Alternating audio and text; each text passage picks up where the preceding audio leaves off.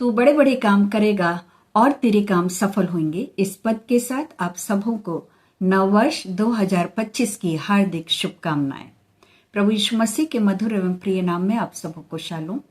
वर्ष 2025 के लिए जो हमने पद लिया है वो है कि तू बड़े बड़े काम करेगा और तेरे काम सफल होंगे। प्रियो, वचन में से हम देखते हैं पहला शमूएल उसका 26वां अध्याय और 25वां पद। वहां शाऊल दाऊद से कहता है, हे मेरे बेटे, तू धन्य है, तू बड़े बड़े काम करेगा और तेरे काम सफल होंगे। 2025 वर्ष के लिए हमारा परमेश्वर पिता और प्रभु यीशु मसीह हमसे कहते हैं, हे मेरे बेटी, हे मेरे बेटे, तू धन्य है और तू बड़े बड़े काम करेगा और तेरे काम सफल होंगे। सो आइए हम उन कुंजियों को देखें, उन गुणों को देखें जिनसे कि परमेश्वर हमारा इस्तेमाल करे कि वो हमारे जीवनों में बड़े बड़े कामों को हमारे जीवनों के द्वारा करने पाए। सो प्रियो, आइए हम देखते हैं परमेश्वर के कामों में सफलता के लिए हमें हमारे जीवन में ऐसे कौन कौन से गुण होना चाहिए। इससे पहले कि हम गुण देखें, हम पहले ये देखते हैं कि परमेश्वर का वचन हमें प्रभावशाली बनाने के लिए क्या कहता है या प्रभावशाली बनने के लिए क्या कहता है। हम पढ़ते हैं यहोशू 1 और 8 में, और वहां पर लिखा हुआ है, व्यवस्था की ये पुस्तक तेरे चित्त से कभी न उतरने पाए, इसी में दिन रात ध्यान दिए रहना, इसलिए कि जो कुछ उसमें लिखा है उसके अनुसार करने की तू चौकसी करे, क्योंकि ऐसा करने से तेरे सब काम सफल होंगे और तू प्रभावशाली होगा। सो प्रियो, जब हम प्रभावशाली होना चाहते हैं, जब हम सक्सेसफुल होना चाहते हैं, जब हम ये चाहते हैं कि हमारे हाथों के कार्य सफल हों, तो हमारे हृदयों में परमेश्वर का वचन होना चाहिए। जब तक परमेश्वर का वचन हमारे हृदयों में नहीं है तब तक हम सफल नहीं हो सकते और हमारे हाथों के कार्य भी सफल नहीं होंगे।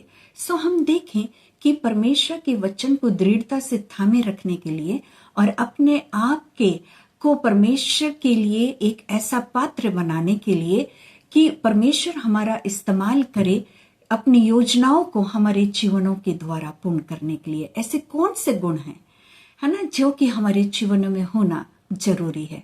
सो पहला गुण है विश्वास। और विश्वास किस बात का? विश्वास इस बात के लिए कि परमेश्वर की योजना में सफलता होती है। अर्थात जब हम परमेश्वर की योजना के अनुसार कामों को करेंगे तो हमें सफलता जरूर प्राप्त होगी। प्रियो, हम देखते हैं दाऊद के जीवन से कि दाऊद जब चरवाहा ही था तभी परमेश्वर ने उसे चुन लिया था एक राजा होने के लिए, इजराइल का राजा होने के लिए, है ना। और उसका भरोसा अपने परमेश्वर यहोवा पर था। जब वो चरवाहा ही था तभी उसके पहले से ही उसका भरोसा जो था वो किस पे था? परमेश्वर यहोवा पर था। वो राजा नहीं बना था, उससे पहले उसका भरोसा अपने परमेश्वर यहोवा पर था। और इसीलिए उसने जब एक विपरीत परिस्थिति को देखा तब उसने कहा, संग्राम यहोवा का है, और वो गया और उसने क्या करा? गोलियत को मार गिराया, केवल गोफन की एक पत्थर से। सो प्रियो, परमेश्वर अपने प्रियों का इस्तेमाल करता है जब हम उसके ऊपर विश्वास रखते हैं। परिस्थिति अच्छी हो, परिस्थिति बुरी हो, विपरीत भी हो, तो भी हर एक परिस्थिति में हमारा परमेश्वर क्या करता है? अपनी योजनाओं के तहत हमारा इस्तेमाल करता है। पर जब हम विश्वास के साथ परमेश्वर की योजना के लिए कार्यों को करते हैं तो हमारे हाथों के कार्यों को परमेश्वर सफल बनाता है। सो पहली चीज हम देखते हैं, विश्वास करें। विश्वास के साथ हम बड़े बड़े कामों को करेंगे और उन कार्यों को परमेश्वर पिता सफल बनाएंगे। दूसरी बात हम देखते हैं, धीरजवंत होना। धीरजवंत किस बात के लिए होना है? हमें धीरजवंत इस बात के लिए होना है कि परमेश्वर की उपस्थिति में सफलता है।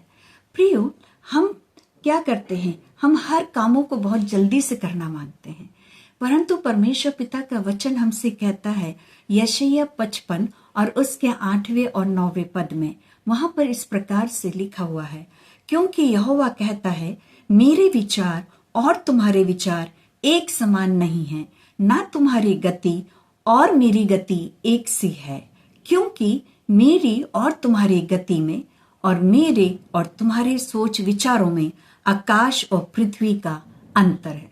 सुप्रियो, जब हम परमेश्वर के मार्गों पर चलते हैं और जब हमारे जीवनों के द्वारा परमेश्वर अपनी योजना को पूरा करना मांगता है, तब हमें धीरजवंत होना है, हमें परमेश्वर की उपस्थिति में रहना है, क्योंकि परमेश्वर की उपस्थिति में ही रह के परमेश्वर की योजना को जब हम अपने जीवनों के द्वारा पूरा करने का परमेश्वर को अवसर देते हैं, तब वे कार्य सफल होते हैं।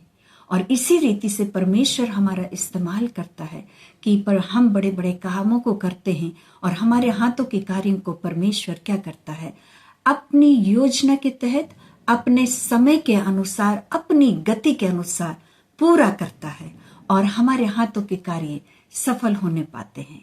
पर हमें विश्वास करना है और धीरजवंत होना है कि परमेश्वर की योजना हमारे जीवन में परमेश्वर की उपस्थिति में ही पूर्ण होने पाए। हम अपनी इच्छा के अनुसार परमेश्वर के कार्यों को ना करें, परंतु हम परमेश्वर के प्रति अपने आप को समर्पित करें और ईमानदार बने रहें। ये तीसरी बात है जो हमारे जीवन में होना चाहिए कि हम परमेश्वर पिता के प्रति ईमानदार बने और अपने आप को समर्पित कर दें। यदि हम अपना जीवन परमेश्वर को समर्पित नहीं करेंगे तो हम जो भी कार्यों को करेंगे, ईमानदार यदि हम नहीं रहेंगे और जो भी कार्यों को करेंगे, सो वे कार्य कभी भी सफल नहीं होने वाले। हम मूसा के जीवन को देखते हैं। मूसा ने अपना जीवन परमेश्वर को सौंप दिया और परमेश्वर ने मूसा का इस्तेमाल किया कि वो इजरायलियों को मिस्र देश से निकाल के लेके आया। प्रियो, इसी रीति से विपरीत परिस्थितियों में भी परमेश्वर हमारा इस्तेमाल करेगा। हम बड़े बड़े कामों को करेंगे, हम दुश्मनों के सामने, अपने शत्रुओं के सामने, है ना, बड़े बड़े कामों को करेंगे और परमेश्वर हमारे हाथों के कार्यों को सफल करेगा और परमेश्वर अपनी योजनाओं को हमारे जीवन में पूर्ण करेगा। पर कब?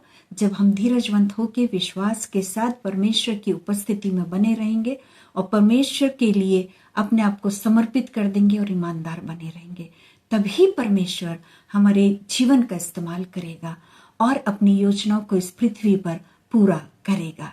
सुप्रियो, चौथी बात पर हम आते हैं। अब चौथी बात है प्रार्थना करना, वचन को पढ़ना और प्रार्थना करना।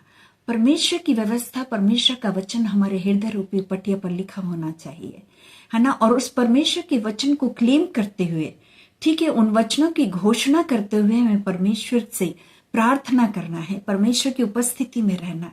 प्रियो, जब हम परमेश्वर की उपस्थिति में रहते हैं तब प्रभु यीशु मसीह के द्वारा हमारा संबंध और परमेश्वर का संबंध क्या होता है, और गहरा हो जाता है, क्योंकि प्रभु यीशु मसीह ही वो एकमात्र हमारा उद्धारकर्ता परमेश्वर है जो कि हमें परमेश्वर के साथ मेल मिलाप करवाता है। वो हमारा उद्धार करता है।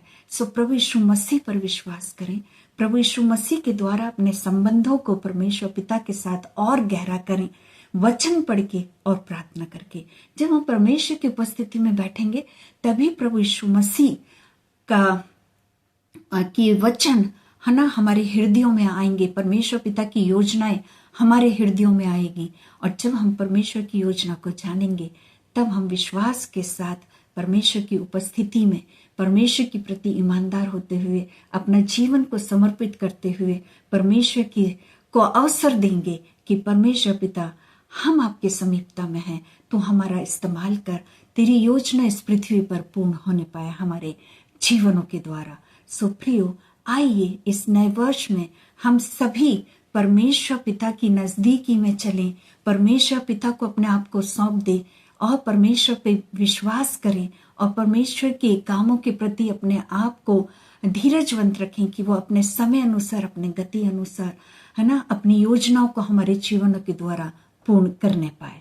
सो प्रियो, 2025 वर्ष में परमेश्वर हम सबों से कह रहा है, हे मेरे बेटे, हे मेरी बेटी, तू बड़े बड़े कामों को करेगा और तेरे काम सफल होंगे। सो प्रियो, ये कुंजियां हैं जिनके हम अपने जीवन में उतारना है ना। ये गुण हमारे जीवनों में होना चाहिए ताकि परमेश्वर 2025 वर्ष में और आगे आने वाले जीवन में भी हमारा इस्तेमाल करे कि हम बड़े बड़े कामों को करने पाए। प्रियो, हमारी बुलाहट को हम समझें, हमारे चुने लिए जाने को हम समझें। परमेश्वर ने हमें चुन लिया है वर्ष 2025 के लिए कि हम बड़े बड़े कामों को करें। सो आइए परमेश्वर पिता इन वचनों के द्वारा हम सबों को आशीषित करे और इन वचनों के अनुसार परमेश्वर पिता हम सबों का इस्तेमाल करे कि परमेश्वर हम सबों को इस्तेमाल करके अपनी योजना इस पृथ्वी पर पूर्ण करने पाए। हम बड़े बड़े कामों को करें और उन कामों को परमेश्वर पिता सफलता प्रदान करेगा। यही हमारा विश्वास है। आइए इन वचनों के द्वारा परमेश्वर हम सबों को आशीषित करे। शालोम शालोम और शालोम।